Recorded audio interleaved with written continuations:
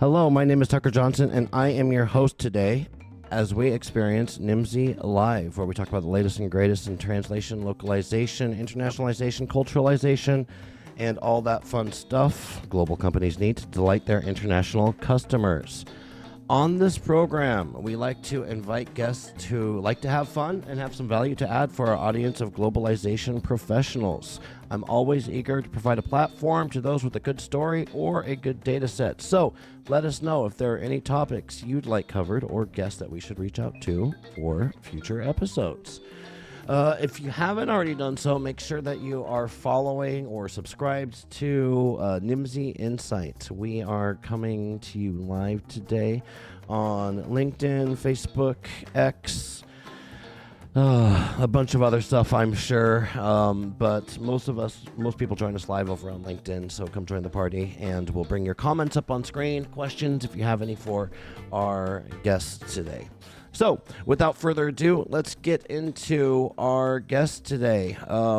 Welcome back. We're going to be talking about the world of software localization strategy, specifically how the game is changing for teams who are under more pressure than ever to move faster, automate more, and still deliver great experiences in every language. So if you've ever battled with short strings that arrive with zero context, if you've struggled with localization, getting bolted onto the end of a release cycle, or watched your continuous workflow grind to a halt because of manual file handling, this is the episode for you.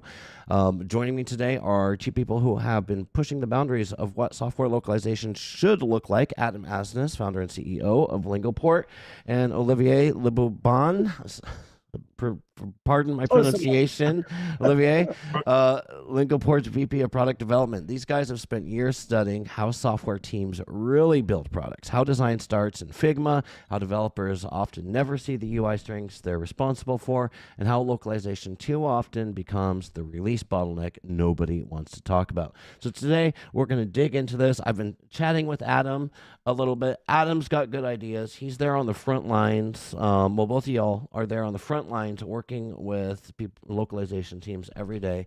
And I have a special trait. This makes my job super easy today, and because you guys came with some slides. So we just get to look at the slides and we can talk about the slides. That makes my job so easy. I don't need to come up with stupid questions. Welcome to the show. Yeah, we've got slides. We've got stuff to show live. I mean, there's the stuff that we're going to talk about. There's nothing like having the visual component of that. Yeah. So I'm looking forward to that. Here's what I'm going to do.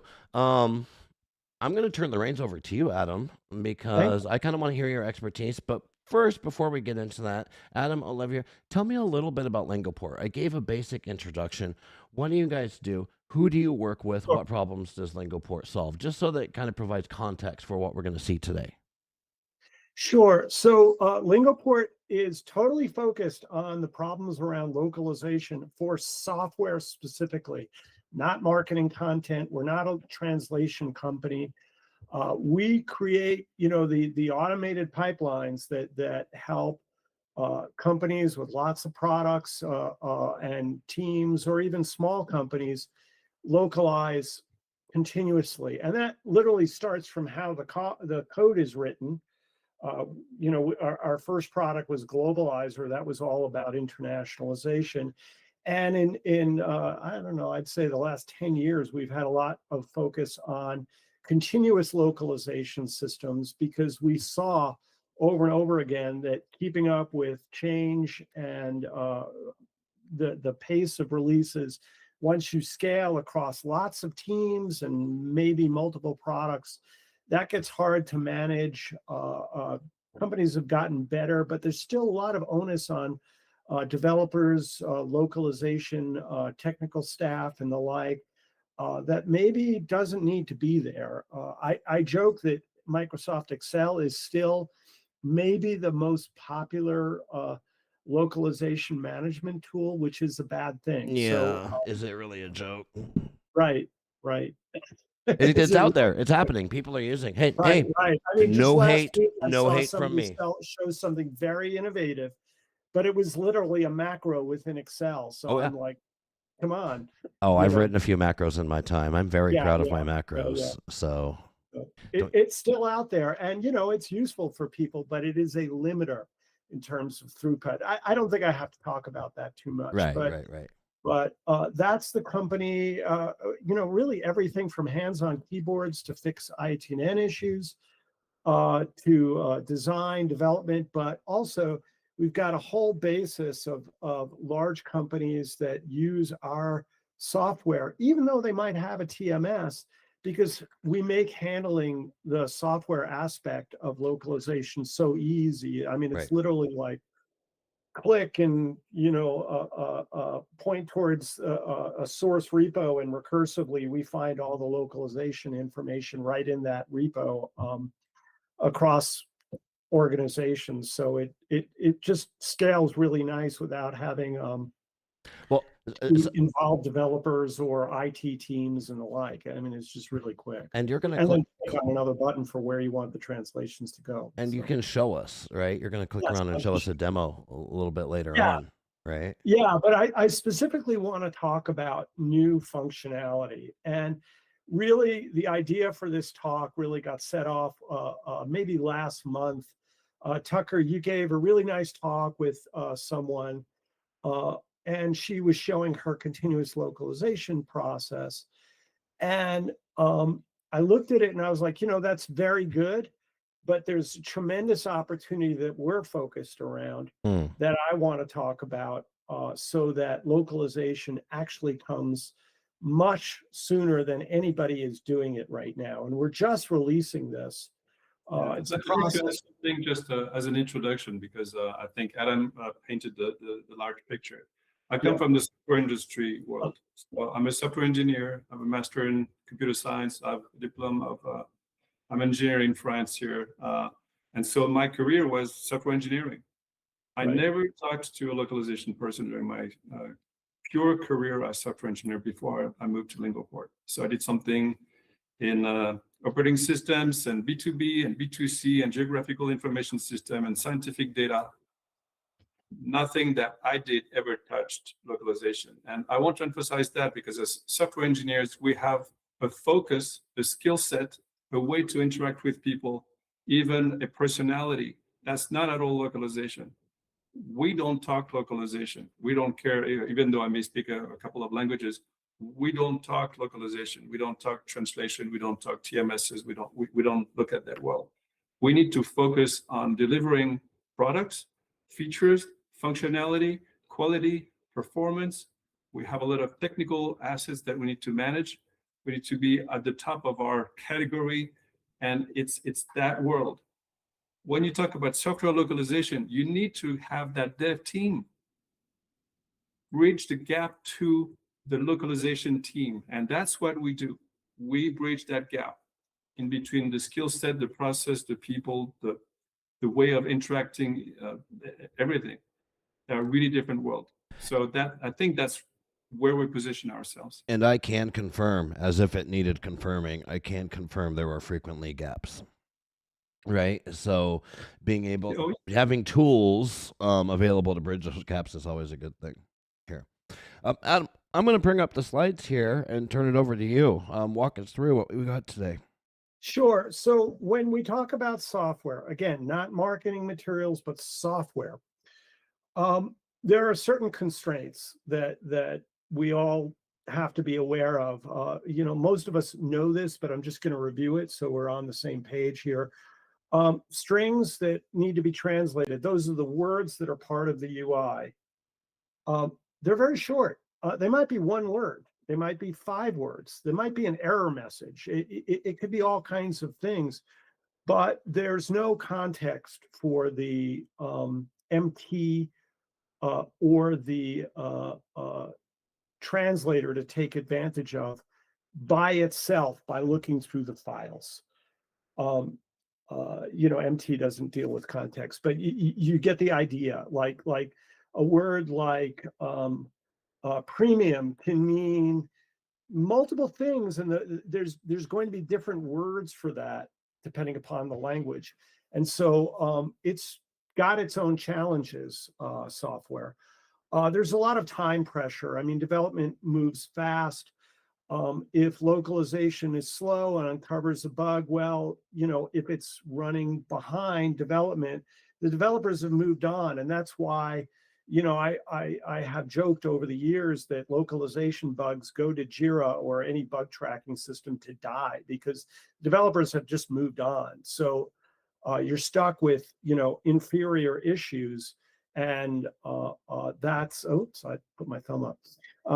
And that's, that you're kind of just stuck with over time. And we see organizations that have had localization bugs for 5 years and more because of that capability. The other thing I really like to emphasize is that, here, this word visibility here, one of the tenets of agile development is that you can demonstrate your features, you can demonstrate your work. And you have to do that before it's complete.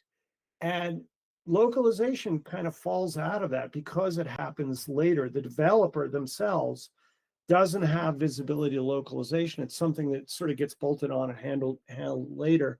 And in most cases, the designer doesn't see it either, unless you're very sophisticated. And that's kind of a shame. So this is a challenge worth improving upon. The other thing I'm going to show is like this circle. This is like a graphic you can pick up anywhere on the web. It's really simplistic. There's a lot of fuzziness between the different stages. You don't necessarily wait until implementation is done to start testing. You don't wait till everything is designed necessarily to start implementation. You may be working on back end, front end might happen in different stages. So there's a lot of blurriness between this, but the unfortunate thing is typically localization waits till some benchmark like code freeze or something like that, typically, before it gets done, even started. And I'm curious, like, just to build Yeah, upon this, right?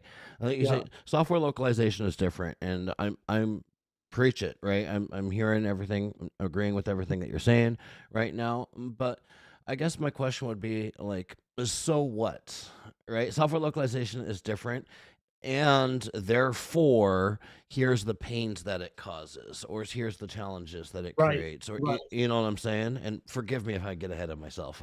Yeah, I no, haven't I looked will ahead in the slide deck. bring you back to that because it's really easy for me to fall. I get all rounded up about, how the sausage is made, so like how it works, right?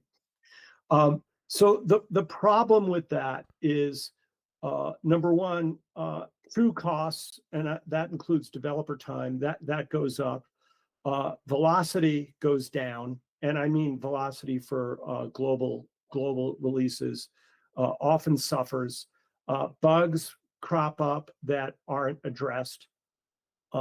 So as a localization manager, you're sort of the guardian of your brand, your products worldwide. Hmm. And so you want the very best outcome.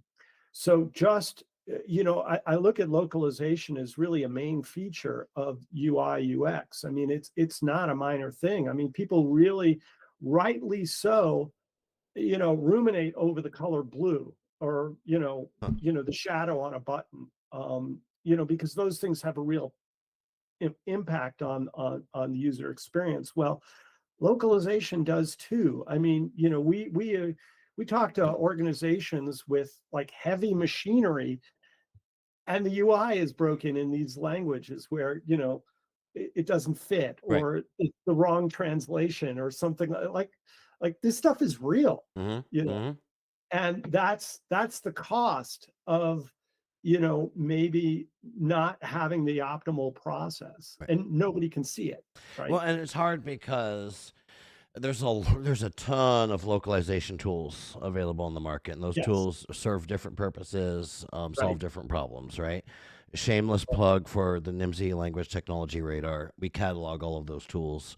Go yes, check it out at nimsy.com, right? right, But like my point is, the reason there's so many different tools is because there's so many different challenges to solve. Right. And there is no one single best tool that solves all the problems. There is no single one tool that solves that can do content and well there are actually tools that can do content and product strings, right?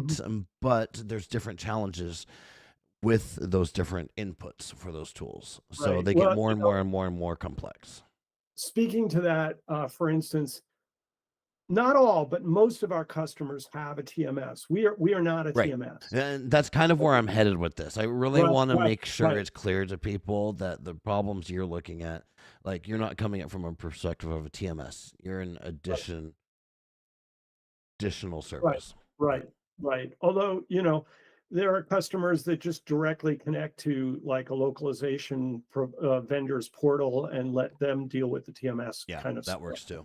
But, All right, let's but get back to it. Yep, got it. So, with all this, there's some other things going on presently. I don't know a localization manager that isn't getting pressures to use AI. And I put AI in quotes because it means a lot of different things to different people. I mean, very realistically, you can say MT is AI. But when they say AI, they really mean an LLM. Right. Their management is looking at cost, development management is looking at speed. They are using LLM augmentation in their product development in all kinds of very interesting ways. They kind of expect that every department is doing that. On the localization side, we talk about quality, and I'll talk about that triangle there. Um, I really think the better, I didn't make this up. I got this from somebody else, but I really think what we mean is trust. Can I trust that this translation won't be a hallucination? There we go. And from developers, this is a literal quote from a developer just recently. Oh, localization, it's a boat anchor. Yeah, what does that mean? Yeah, so by that, I mean, it comes later, it comes back at them in some way that they don't really care about because Okay. they can't see it.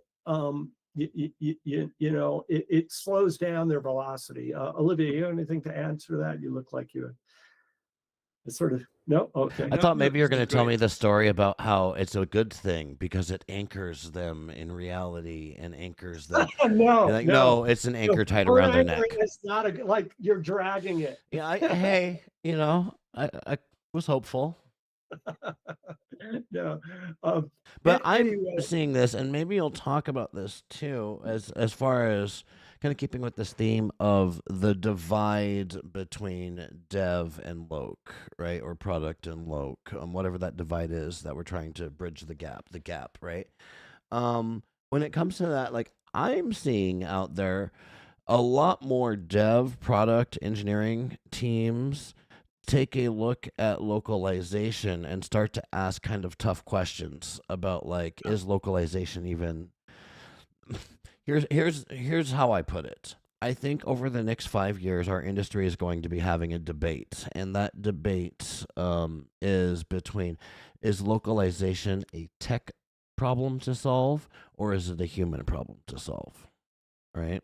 And the answer is yes. exactly.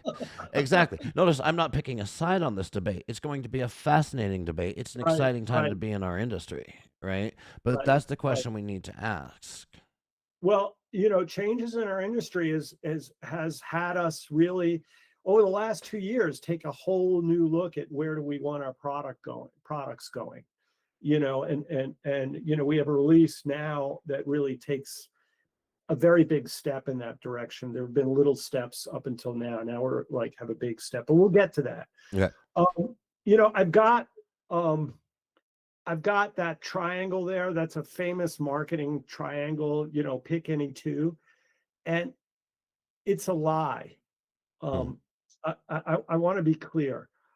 Yes, in many cases, if you have a linear solution, you pick any two. You can either have it fast and low cost, fast or and maybe high quality, but then it's not going to be low cost. You get the idea. In my mind, the whole purpose of technological advancement is to shrink that triangle, is to make the different distance between those three poles get smaller and closer together. So there's a little tiny triangle in the center. That's where you want to go. Where yes, there might be some trade-offs in shrinking the triangle, but essentially you want to bring all three of those attributes closer together. Well, because this is, I mean, everyone that's been in sales or marketing or whatever knows this triangle, or just been around business for a while knows this triangle. And I've seen it said, used, and I would say abused. You know, the whole: do you want it done quick? Do you want it done cheap? Or do you want it done well? Pick two, right? And it's kind of like this adversarial, like, well, take a hike. You know, you can't have everything that you want. And I'm not saying it's not true. It is true, right? But this idea that the triangle can't be shrunk is a misconception. And this is where you're talking about shrinking the triangle, because especially with the rate of change of rate of improvement of technology, the triangle absolutely can't be shrunk. We're doing things today in localization at large scales that we would be burned at the stake for 10 years ago because people think that we were witches, right? Okay, I'm gonna quote you on that. You know, one thing I also just kind of mentioned that, you know, we're guilty of this too. Like, as an industry, we talk about continuous localization, but it's really like a sped up waterfall process. We wait till the end, then we do all the localization, we put it back, and then, you know, we test. Oh, we'll have another iteration. You know, it's just not flowing with how people do things. And you know, the promise of all these systems is an always on localization, but if we're waiting till later in the process to start it, it's not always on.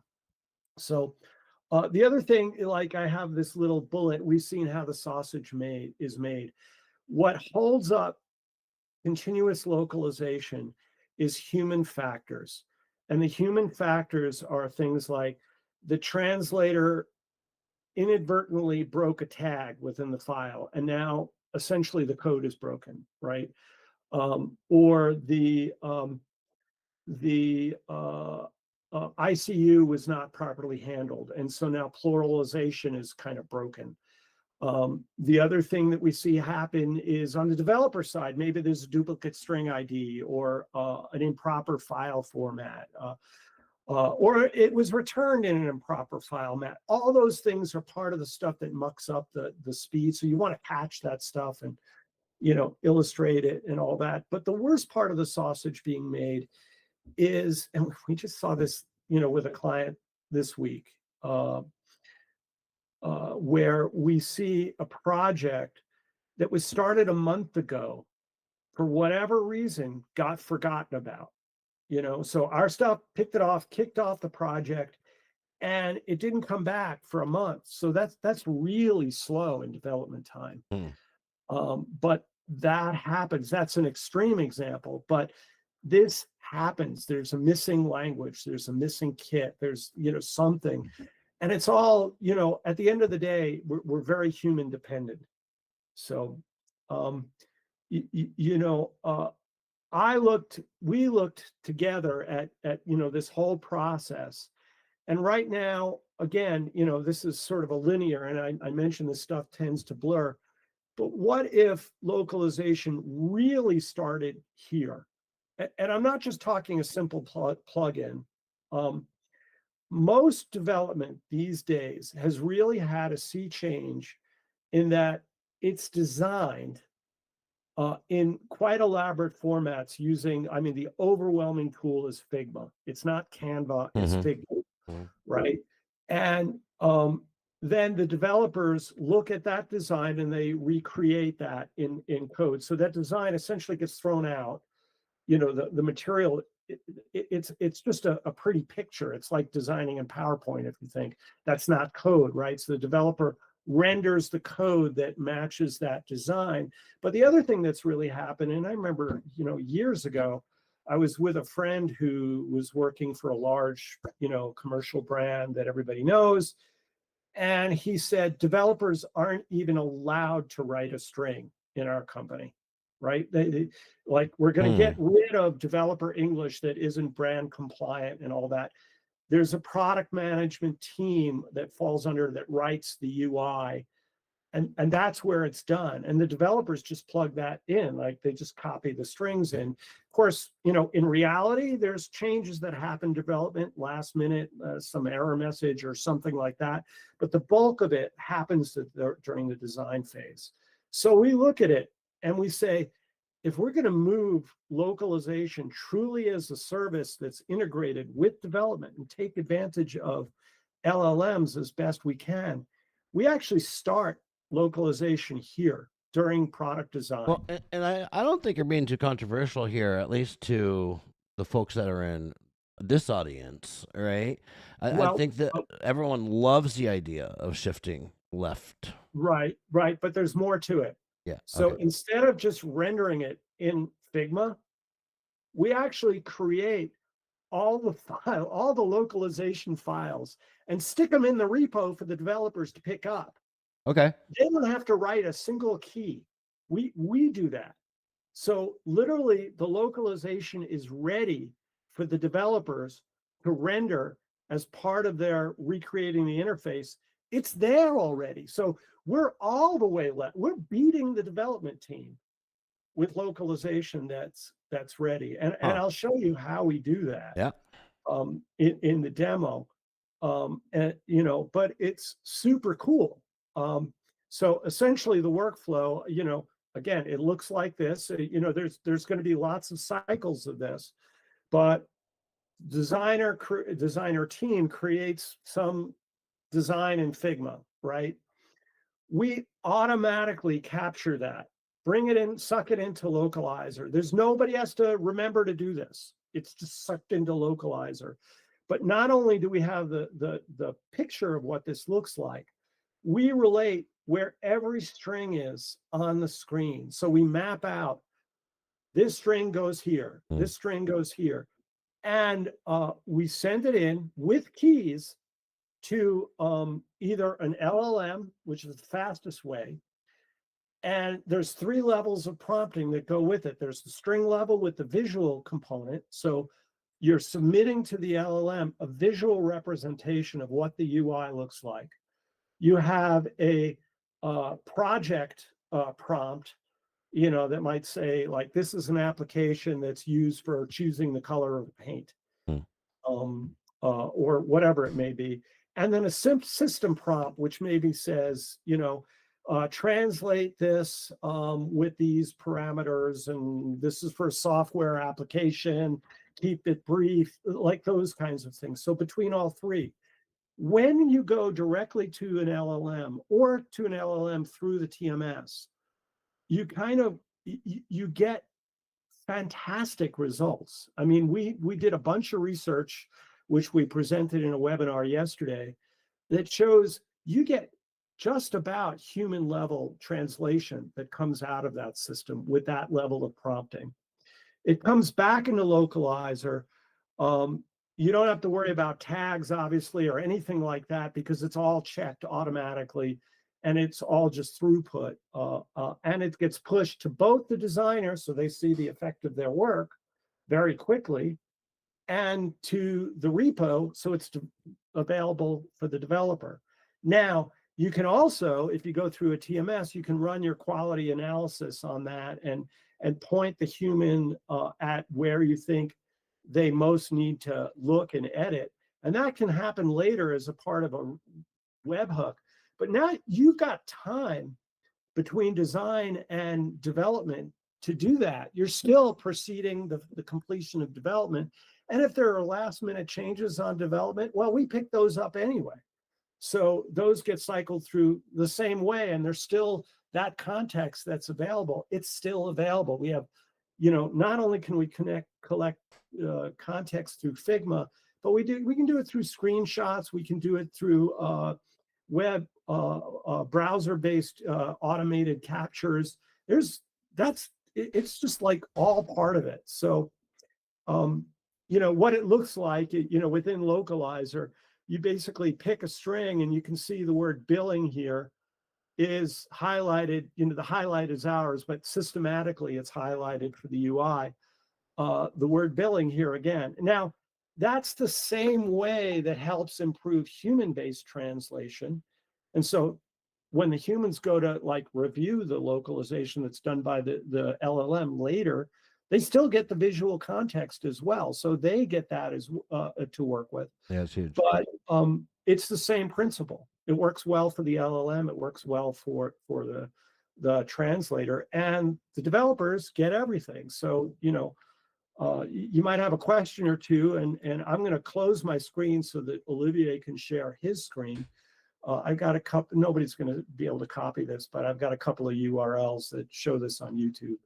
But with that, I'm going to stop sharing, turn it over to Olivier. And while he's setting up, if you have a question, or you always have a question. Yeah, let me look through here, see if there's anything. I think so far so good. Yeah, let's move forward. Take it away. All right, this is Olivier. I'm going to start with something rather simple. It's translating some strings that are in the repositories, and there are only 4 strings. That's it. So as a software developer, you're going to have something like a repo where you stash your work. Typically, it's code, so it's Java code, or you know you're creating your application based on some design. But let's say that you want to translate this coat and washer. When we go to Command Center, we hook up to this repository specifically for that application. And you can see how those are displayed in the string part of Localizer. You can see coat and washer. Now, the interesting part is prompting to start with. If you go to ChatGPT here, which is set up on this particular system here for Localizer, how are you going to translate coat and washer just by sending that over? For that, I have 3 levels. The first one is translate coat into French. That's it. So in this first prompt, when you do that, you're going from the English here, and you're ending up in the French here. This is the result of a very simple prompt. So if you don't know prompting, you can really direct the translation in a strange way. As opposed to a translation, the LLM gives you, this is how I think about this translation. In the context of a hardware store, coat could be referred to a layer of paint or a finish. The translation of coat in this context could be couche. So it's like, well, that's what I'm thinking about. So if you just give it some prompt and you don't know what you're doing with it, this is not going to be very useful for a application. You are not going to display this string in your software application for code. The second part, when you do this, is we're going to go to another input here. We have 3 different things going on here. We have the second part where we say, okay, translate this, but I just want the translation. Don't give me any explanation. And this is the result that it gives you. Oh, you don't want an explanation? You don't want the red? I'm going to give you this. Couche, couche, rondelle, rondelle. The problem is that those are actually not the same words that we're trying to do. One is a code that you put on, and one is a code that is for an actual paint, a code of paint. So with us in Localizer, if you add the notion of a context image, like for coat, it's going to be this. At that point, you might be able to differentiate between this coat and that coat. And you may be able to differentiate between this washer and that washer. By the way, as a translator, to translate just coat, if you get coat and washer and that's all you get, and that's again what Adam mentioned earlier, In software application, it may not be code, it may be file or empty file. Is that too empty a file, or is this an empty file? Very, very different. If you say load, is it to load up something, or is it a load of something? When you say charge, is it paying something? Those are the kind of strings you get from a software application. And you may get 2 strings today and 5 strings tomorrow. So even a human translator would have a really hard time to come up with the right translation for this code or that one. That they would be random if you want. But when we pass now the context to ChatGPT in that instance, we're going to get a different number here. We're going to get number 3, and that's after passing that context over. And so what you're going to see now is it was couche before, and it's couche for a paint, which is right. But now for a coat, it's manteau, which is right. And a washer is a lave-linge. So that context narrows down, disambiguates what those simple words are so they can have a much better initial translation. It doesn't mean that you want to just do an initial translation with an LLM, that's it. But I wanted to show you very simply how for a dev file, like the properties file that you're seeing here, just by adding prompting and then adding the level that we have in terms of capturing context, which are images, you really narrow what the translation is going to be. And like Adam was saying, if that's part of a TMS, we're going to pass the prompt and the image together with a string for the translator or for the MT or for the LLM, so that the entire workflow will benefit quality-wise from what we're passing. Only on the dev side do you have that ability. Once it's passed to the localization side of things, you don't have really the ability to know what couche was or something, or rather a code was. It comes from the dev side. So we are in a unique position to pass the information to the L10n side of things so that they can have that data to work with. So the very first thing I wanted to show is how prompting is not just a random thing. It needs to be accurate. It needs to be precise in terms of how you prompt things. And context really adds a lot, and we are enabling our products with that. Any question on that before I go to Figma? I have no questions. No questions from chat. Perfect. So let me show you what Figma looks like. This is a typical Figma type of interface where this time a UI UX designer is going to create an application, a flow within that application, or something like searching, registering, you get photos and so on. So it's something really simple. I'm going to go just a little bit this way so you can see a little bit better for one particular part of the application. Like, so you have a lot of things going on here. You have cars, you have register, you have sign in. And so we're going to focus on this here. And what we have in Figma for designers is a plugin. It's called the Localizer Lingoport plugin. And that plugin is going to take those strings that are here that you want to be translated. So maybe Jane, you don't want to be translated, but you want to translate register and next.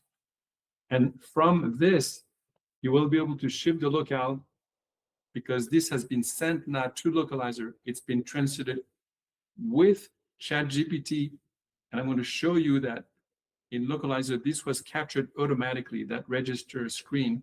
And so what we just talked about before, passing the context with an image and the prompting when passing to ChatGPT can be fast, can be close to accurate, and you're going to see the French translation for that. S'inscrire, suivant. So that's thanks to our plugin. But in addition to the translation, we want to create files for developers. So this is in the Figma world. And we want developers to say, well, okay, S'inscrire, I don't really care about that. What I care about is what is the reference to use in my code. And that reference is called a key. And when you go to the key side of things here, this is the key that developers want. When they have that key and the locale is English, that will show in the interface like this. When you have that key and the locale is French, it will show this way. If it's German, it will show that way, and so on. So when they code, They don't code to say, I want registrieren or s'inscrire. They just want to say, I want that key, that reference, locale, and I'll know what my application will do based off of that. So the very first thing is, like other plugins, maybe we deal with the translation, we generate the key. I'm going to go to what the localizer side of things looks like here in strings, just to have the pendant of what we did earlier. And you see register here, the one that we just did. This was captured automatically from Figma, passed to ChatGPT. It could have been passed to, Trados Enterprise or XTM or whatever, with the prompt and everything. So they could have done it in a different way. It is now returned back to Figma. But we want developers to have access to that. So in Command Center, you can say, well, create that for our developers. And if you do that, then those will now have, I'm going to go back to register somewhere, maybe this one. Those here, you can now see what happened in the repository. And that key was created with register in English, in the file that the developer wants, in the form that the developer wants. The fact that EN is here was determined by the dev. The name of the file was determined by the dev. And then if they want to have it in French, for example, based on the translation that was done earlier, you'll see that s'inscrire is right there, which was the translation that was used in Figma here in French. So we're really completing the loop. We have, just like Adam said, really early in the overall cycle of creating an application for a worldwide audience. You first have the design.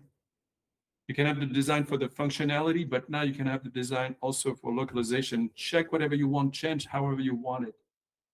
You can create and generate the resource files for developers over and over again. It's not a one-time thing. Maybe you've created one part of the application and you want to move to the next part of the application. You regenerate, and it will be right there for you, for the developer. If the developer decides to change this in English to say, well, I want to add now an error message to this here. They can add an error message at the end of this. It will not be touched by the generation coming from Figma. It will be its own thing, and that will be sent for translation because it's something new, something that has not been translated before. So you can see how we are not only bridging the gap between dev and localization, but also we're helping going from UI UX to development together with localization. So that's kind of the basic demo that I want to show today. Adam, back to you. All right, thanks. One little thing I'm just going to mention here that is kind of important, particularly for development teams, but it should be important to localization teams. You'll notice that when Olivier checked on the completion of localization or the completion of the translation, even via LLM, but via anything, he went to the repository. He clicked a button and went to the repo, not to the TMS. Right. The source of truth. The actual source of truth. Right. That's what's in the repo. It's not what's in the TMS. That's a very big difference. It may seem like semantics to some, but it's really important. You guys speak to product guys all the time. You speak to loc guys all the time. Right. I speak to mostly loc teams. Not to say I never talk to product or engineering, but mostly I'm speaking to loc teams. And one thing, if I had to put a gun to my head, I had to give you one thing that all loc teams have in common. It's that they are fighting to get more support, fighting to get more influence, fighting their way left into the development life cycle, like you were saying, right? And one of my, and I have some case studies that work, that it's gone really well. I have some case studies that it hasn't gone very well, right? But one thing I see go wrong when a loc team wants to shift left is that they're not focusing on how they can add value and solve problems of the dev team. we're too focused on educating about the importance of localization. Look how important we are. Oh, we're not just a checkbox, right? But what we need to be doing is providing value to the dev teams, giving the product teams what they need. And this is why I love seeing things like this, because this is something that enables Loc team. Like, heck, if you're a dev team, this is interesting to me if I'm a dev team leader, right? If I'm a Loc leader, this is interesting to me because it's something that I can use to add value to my stakeholders, if that makes sense. Well, yes. I mean, to add to that, I'm going to say that the way that developers work is they have all kinds of integrated tools. There's first of all the stuff that merges their work with other people's Right. works and Right. sets them up for review. That's continuous integration. But they have like bug checking, they have integrated testing, all kinds of services, coding quality evaluations that happen. Just it's part of the machine, it's part of the mechanics, right? Mhm. And so the idea to hand off localization and then it comes back later, that's naturally sort of like, well, that's going to make it so that localization is not my problem for developers. And that's and if localization is not part of the life and demonstration of how the software works, the visibility, it's Right. human nature. It's not my problem. Right. This is out of my scope. I get it. Yeah. No, You totally. know? I get it for sure.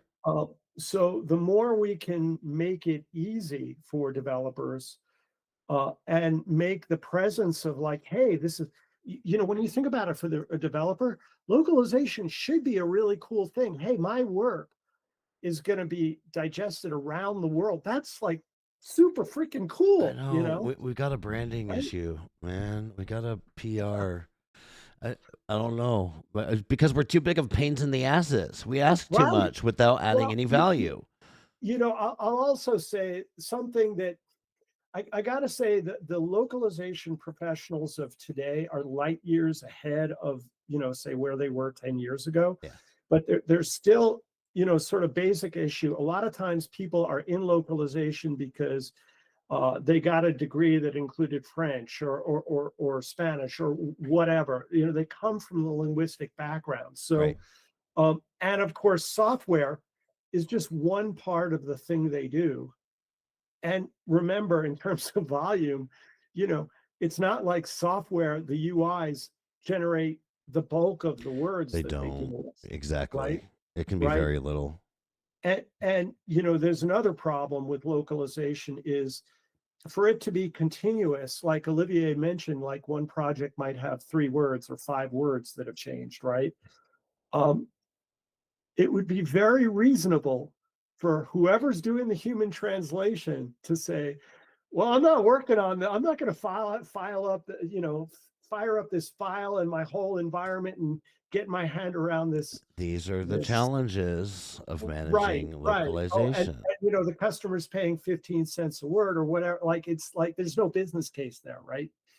I, Other than the rest of the I work, wouldn't maybe. spit out my gum for 15 cents, Right, right? I'm certainly right. not going to log into a TMS.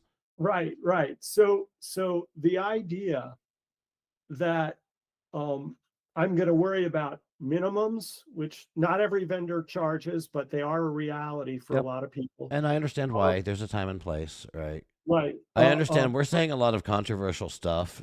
Like, Right, hey, if right. anyone thinks we're being, reach out to Adam, reach out to me. I promise you, we're not as controversial as you think. We're not that exciting. For words to pool up. Like, hey, I'm not Right. going to work on 3 words. I'll work on 300. That has been my work preference. If it's not P1, I mean, if it's a P0 bug fix, then no, right? Yeah, Pay the minimum right. fee, but otherwise let the words pull up. Yeah, let them pull up. So the idea of this is, it's always on.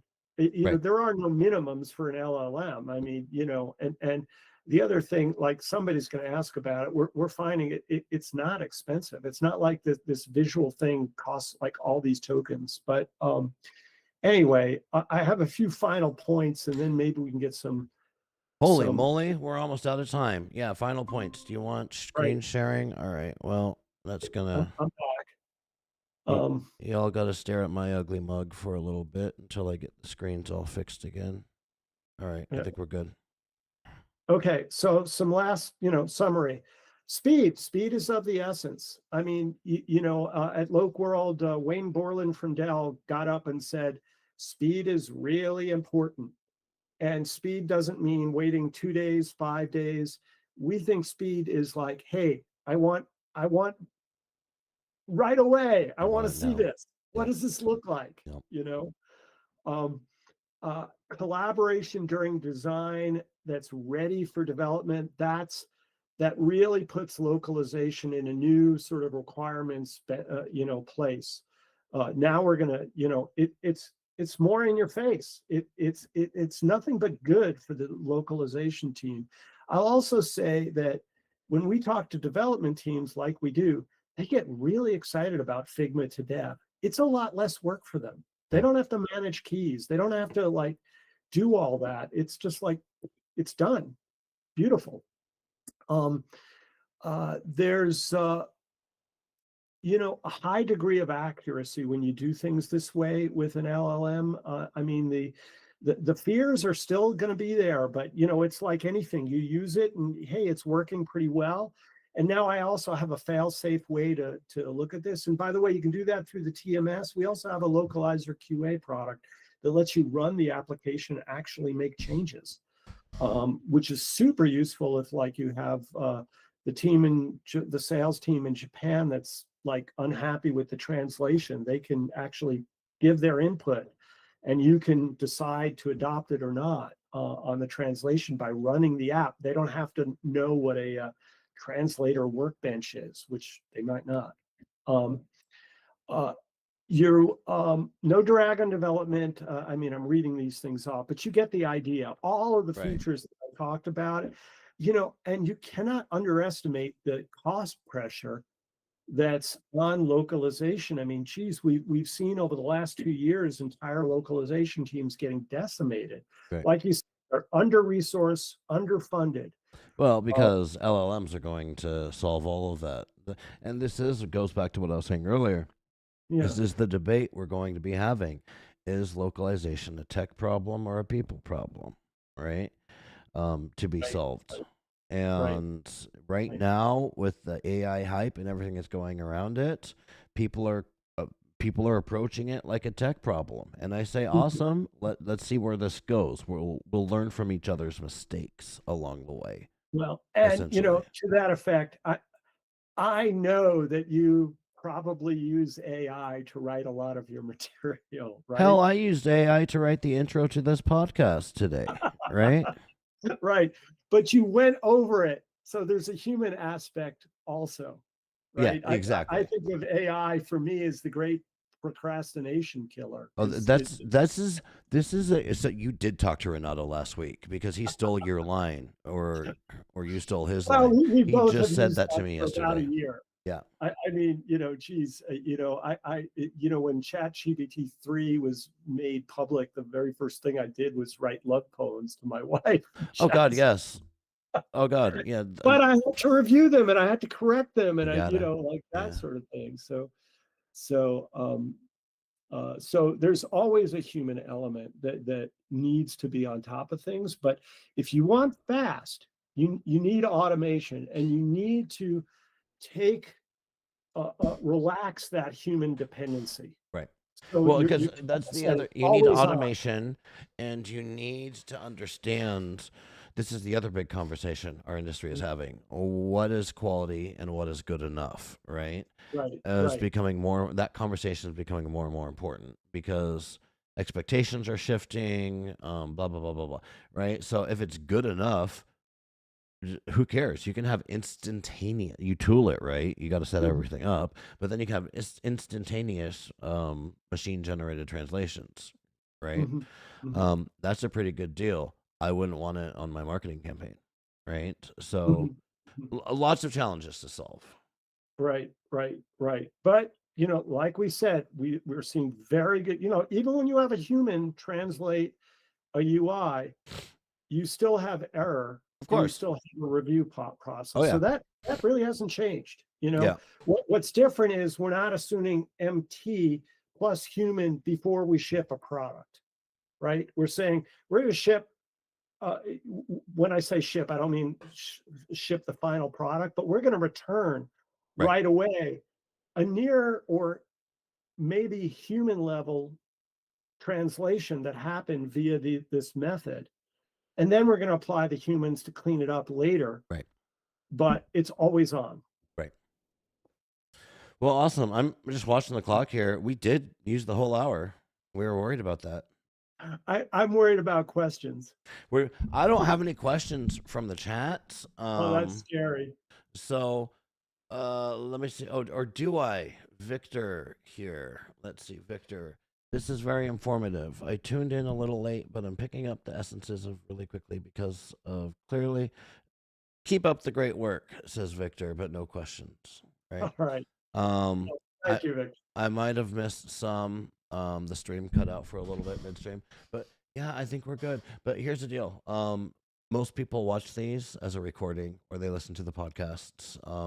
They're not everybody can join at 10 a.m. specifically for the live stream. So let us know, and then I'll wrap us up here. How can people get in contact with you? So if you have a visual to the screen, adam@lingoport.com reaches me. It's one of the benefits of being the big kahuna. I get to have alternate email addresses. But anyway, adam@lingoport.com will reach me. Write to me personally. I will look at it. I will handle it. And if it needs to be forwarded to a more technical answer, I'll do that too. So welcome that. Awesome. Well, thank you, Adam. Thank you, Olivier. I will take us out here. Ladies, gentlemen, chat. We are out of time for today. So if you enjoyed this episode of Nimdzi Live, join us next week when we have a couple coming up. You can find out what those are by going over to our LinkedIn page and checking out our upcoming events. And you can click that sign up button to be notified when we go live next time. I appreciate our guests today, Adam and Olivier. I appreciate my colleagues here at Nimdzi Insights doing all the hard work so I can have these interesting conversations. And finally, I appreciate you, the audience, who are joining us live today. And I look forward to next time. Cheers.